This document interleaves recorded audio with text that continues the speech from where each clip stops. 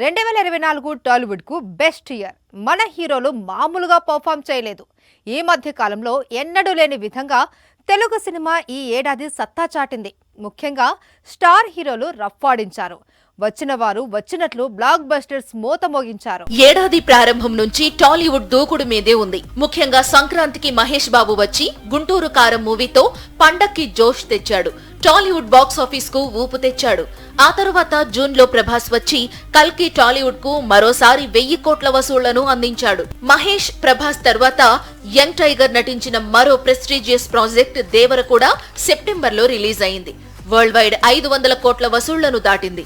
RRR తర్వాత ఎన్టీఆర్ నటించిన cinema కావడం, వచ్చిన చిత్రం అంచనాలను అందుకోవడం, పాన్ ఇండియా హిట్ గా నిలవడం అన్నీ చకచకా జరిగిపోయాయి. ఇప్పుడు వచ్చిన పుష్ప సీక్వెల్ కూడా సేమ్ సీన్ రిపీట్ చేస్తోంది. ఇదే లిస్ట్ లో రామ్ చరణ్ కూడా రావాల్సిందే. గేమ్ చేంజర్ కూడా క్రిస్మస్ కు రిలీజ్ చేయాలని ప్లాన్ చేసినా మరి back to back pan India movies ఎందుకని రామ్ చరణ్ చిత్రాన్ని సంక్రాంతికి విడుదల చేస్తున్నారు.